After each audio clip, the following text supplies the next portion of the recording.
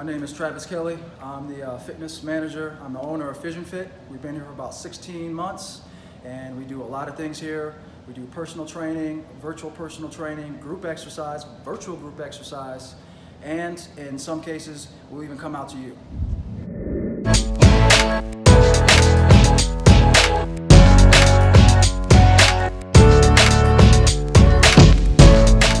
Travis, man, thank you today for having us here today. Sure. Thank you for hosting the OT today, Yep. man. We go back some years now. We go back from Detroit Arsenal, man. We go back to former government employees. Yeah. So, why don't you tell the world about who you are, what certification you have, what got us here today? Yeah. So my name is Travis. I've been doing fitness for close to 20 years, believe it or not, and this started from. My love for fitness started from when I was running track scholarship at Central Michigan, and then I started working for the government and carried that on. So I was able to learn a lot of things with the government, management experience, personal training certifications through ACE, as well as a fitness nutrition specialist certification, as well as a few other things. But it's so important to have that basis and to know that you're helping so many people. That's what I love about what I do, what I did on the base too, to know that you're helping soldiers, family members, civilians, all the way down the line. You're asked to do something, and whether or not you have the answer, you better figure it out. So that helped to mold me starting this business. Start to finish, all the experience that I learned with the government and my own personal experience, technically running track, because that gave me the drive that I needed to do all the things I do in my life. So, Travis, while we're here, we got a quick background. Now, tell the world, for the upcoming physical fitness, physical advocates who's stuck in a box right now, maybe doing a 9 to 5, who really just want to go at this full hit of steam. What was the ultimate determining factor to help you jump away from your comfortable salary to starting where we're at today, to start this? Man, there's you really got to have it right here. You really got to have it right here. It's really about me wanting to help people. So when I felt like I reached that pinnacle of what I could do in that situation, from starting a small little piece of the pie on the installation to growing it, putting a track in there and helping so many different people there, I felt like I kind of need to spread my wings. But that all originated from me wanting to help people. So if you have a certain passion for helping people and for wanting to do that kind of thing, I think you can just really take that and you can harness it, because there's a lot of hard days, there's more hard days, and there's more hard days, but then the light sort of comes out. But at the end of the day, it's your family, your friends, and that drive that will keep you going and get you out of that situation in the first place, get you out the gate.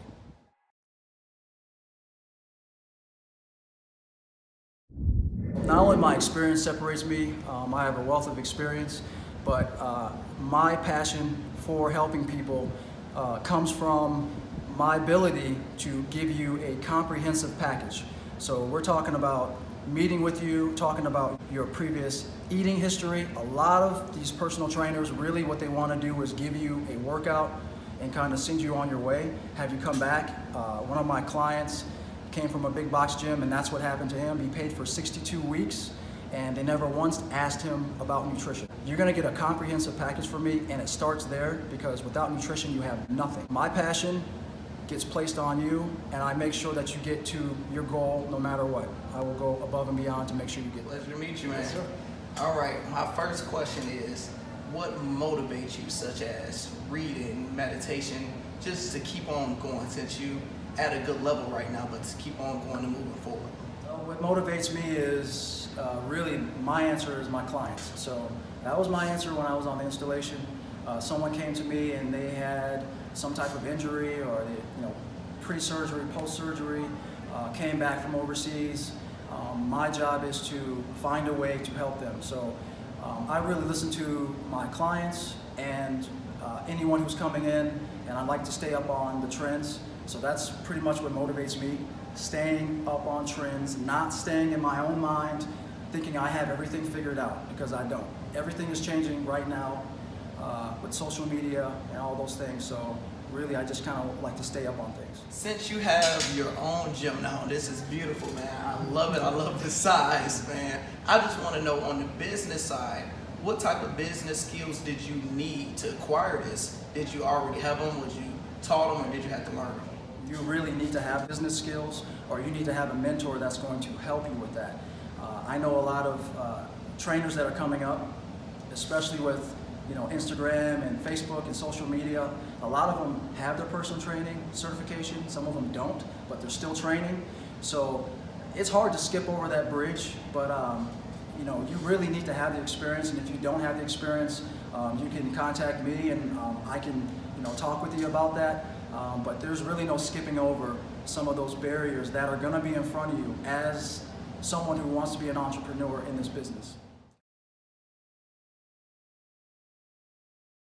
That can be tricky, especially starting a business. So what you really need to do is have a plan of action and be ready to have that plan of action change somewhat. You need to prioritize. If you're someone who doesn't like to prioritize, you need to get into that mode. A lot of times what I did was if something wasn't working, I changed it, and my job is to be as efficient as possible. So it came to a point where I was able to manage my clients, get them ready, teach my classes, have them ready, do personal training, and then have time with my family. So you gotta be really efficient at some point. We definitely appreciate you, man. This is an amazing gym. He invited us out here so we can get a session in. So I hope I don't die, man. It's gonna be interesting. It will. We really push hard. Some of our advanced people push hard. But in the same class, I have modifiers that don't have to push hard, and we don't push them beyond their limits. So it's a perfect class. Push me hard. Going hard and going home.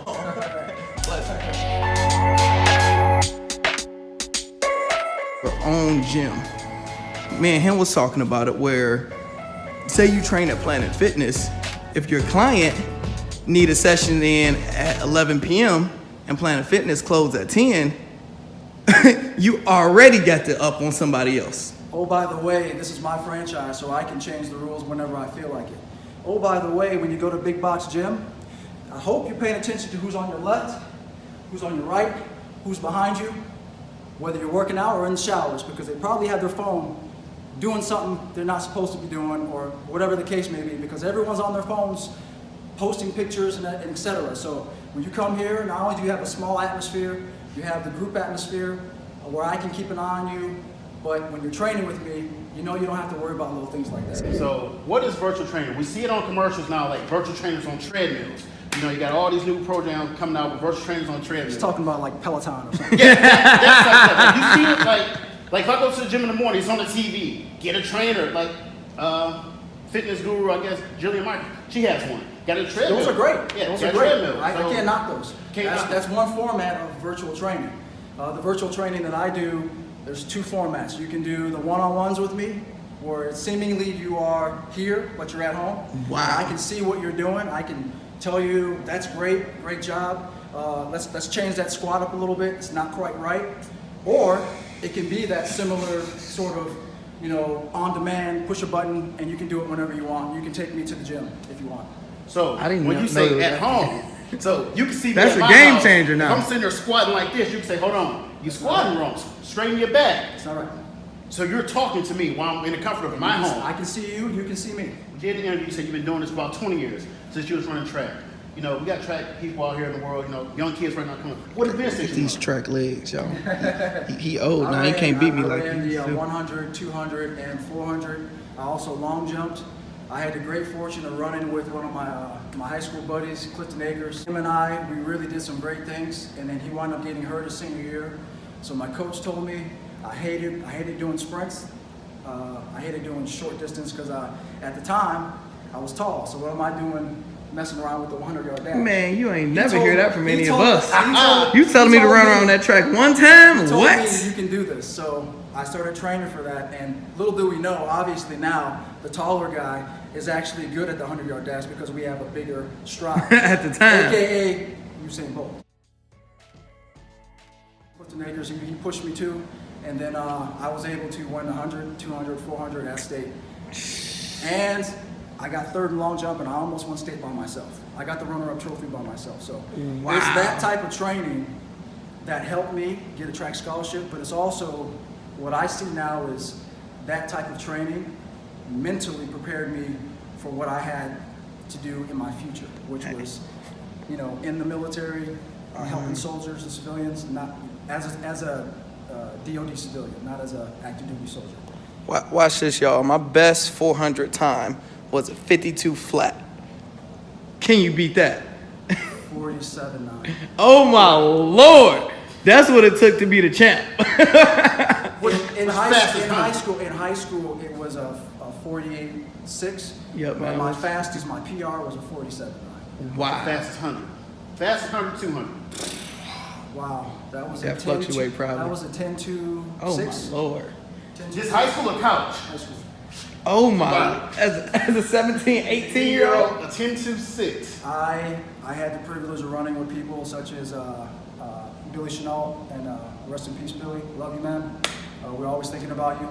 He passed away a couple years ago, but he showed me the way. And all the training that I was doing back in the day, which everyone's doing now, I was doing 20, 25 years ago, pulling tires. It wasn't a parachute. It was a tire. I pulled around a dirt track, and everyone thought I was silly. And now, what are people doing?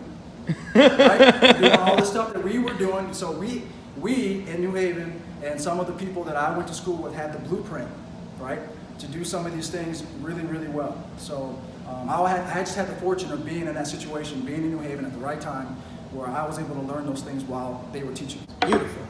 So, That's good. We good. We are good. cool. So, Travis, tell us, we started this page, by just reading books. Most people don't read. So, we got the statistics. How many books people read after high school? One. And of course, they like after high school. So, how often do you read? Since you here, you got this business, you got to stay ahead of the game. How often do you read? Wow. Probably try to read, at this point, probably about one book, probably a month. And right now, it's really just about making sure I stay on track with my business. So I think the last one I read was Rich Dad Poor Dad. One of my favorites right there. So there's a lot of good information out there, and you can't sit idle. You can't let fear take hold of you. You can't let this plank break you. You gotta stay up on your game and be ready for whatever comes your way, and you can handle it. Now, my question is, how often do you read up on this industry? I stay in the mix. So I try to go to conventions, and I like to read up on what's going on, whether I feel like it's going to affect me or not. I like to know about it because it might come back around and be something that I need to be aware of.